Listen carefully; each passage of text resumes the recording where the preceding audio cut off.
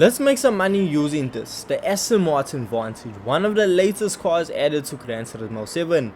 Now when I first reviewed this car, I said, you know what, don't even bother using it for money grinding, because with the engine that it has, it's not going to be efficient enough to really show good results. But today, I want to see if I'm right or if I'm wrong by actually taking this car around a world touring car 600 around Tokyo Expressway and seeing how well it performs. So the first issue with this vehicle has to be when you fully upgraded, it shoots well over 800 performance points, which means to get it to 600 performance points, you have to do so much detuning. Firstly, you have to run sports hard tires for both the front and the rear. Now the suspension, that really doesn't change your performance points, so you can have your fully customizable suspension with any adjustments, whatever you like. Now the big thing was downforce. I had to put it to the lowest possible downforce in the front and the highest on the rear to drop the performance points level down. Then I saw the fully customizable ECU had to be set to 70, the lowest possible position for it.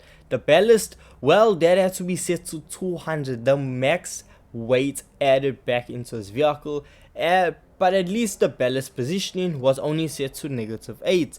But once again, another punch to the gut was the power restrictor being set to 70, the lowest possible setting. So the power output for the Aston Martin was now at 391 brake horsepower, and the reason that it was even at that level was due to the fact of when it came to the turbocharger I ran for it, well, I stuck with the high RPM turbocharger. Now I also had the anti-lag system set to strong, racing intercooler. I had a standard air cleaner, silencer and exhaust manifold. I had carbon brakes, racing brake pads, and a racing clutch and flywheel, carbon propeller shaft, and then every single upgrade possible done to the engine, as well as up to stage 3 weight reduction. So this was the setup that I had in a vehicle to get it to 600 performance points. And I also must mention this car does have a wide body kit. So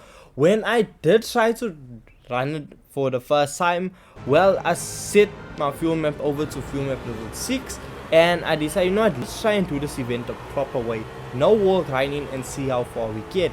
So when it came to the acceleration up to the first corner on the circuit, well, it didn't really work out well, because I still found myself in last position and the opponent actually running away from me. Yes, with the vehicle on fuel map level 6, the power output is not enough to really keep up with the opponent, so slipstreaming is gonna be your friend.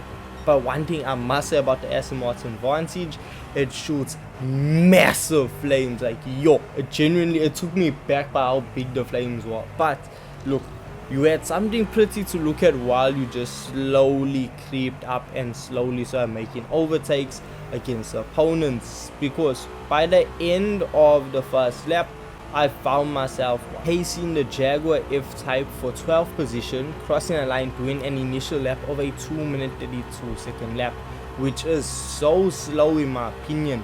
So as you can see, now on fuel map level 1, I'm still trying to just slipstream the Jaguar, and I'm not really making that much ground. Yes, I am slowly coming to overtake the Alpha, but it just simply was not giving enough performance to really make that much of a difference.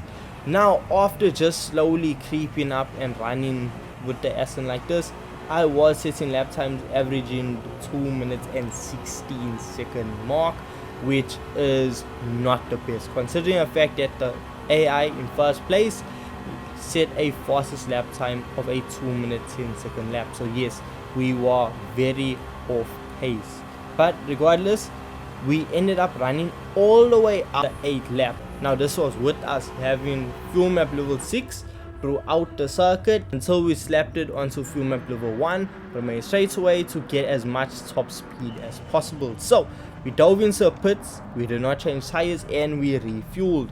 After coming out of the pits, we found ourselves in 8th position, and we just left the vehicle on fuel map level 1 and tried to really hunt down first position. And we struggled, we really did, but we slowly crept up and started just making a slight bit of progress to climb our way up the grid. But unfortunately, it was not enough to get first place, and we actually found ourselves finishing off in 4th position. So yeah, doing it the clean and proper way, ended up in 4th position, 20 seconds behind first place, and this was with no penalties. And even with no penalties, with me not really hitting any cars, I still end up with no clean race bonus, so I got 209,000 credits. Now, to actually get a victory using the Aston Martin, I had to resort to a slimy way of doing the event, and that was by wall grinding. So using the same fuel strategy of fuel map level 1 on the main straightaway and fuel map level 6 for the rest of the circuit, I found significant progress compared to the first time around, as I was already up into 2nd place by the end of the 3rd lap, and we were closing in on 1st position. We were really on the hunt. But the massive thing that I noticed was, even with us on fuel map level 4 full throttle, the Nissan R35 GTR was such a problem. That car just kept flying past us, and yeah, really gave us a problem. But with us wall grinding, I found myself in 1st position by the 6th lap. So halfway through the event, I finally managed to get it into 1st position, which is not bad. So with us doing this here, I had to dive into the pits now at the end of the 8th lap. So yeah, fuel consumption doesn't really change whether you do it the clean way or the wall grind way. That's what I noticed with this Aston, and I was just able to keep the vehicle in 1st place. Yes, down the straightaway the car feels like it's been suffocated because we are only doing 279 kilometers per hour, which really is not the best, but hey, nonetheless it was still enough to get us a win. So using the Aston Martin Vantage for money grinding, you can use it if you're gonna wall grind. You will see results, and you can still use it and get your money back from the Aston Martin Vantage. Would I recommend you to use the Aston Martin Vantage? Absolutely not. There's a lot of other vehicles that perform better and just have the event done a lot quicker, because after completing my 12 laps, I did it in a total time of 26 minutes and 54 seconds, which is quite lengthy. And honestly, with this event, you never really know if you're gonna end up with a clean race bonus, and for me, I didn't. So I would have much preferred doing the WTC 700 around Le Mans. That way I knew guaranteed I was gonna get 825,000 credits. But regardless, the Aston Martin Vantage, you can use it for money grinding if you're gonna wall grind. If you wanna do it properly, try another vehicle. But at the end of the day, I'm still gonna say, don't use this vehicle for money grinding. There's a lot of other better options. If you have to use the Aston Martin Vantage, it is capable of getting the job done. So with this being said, thank you so much for watching. Thank you so much for your time. Let me know your thoughts in the comment section, and I'll catch you guys in the next video. Peace.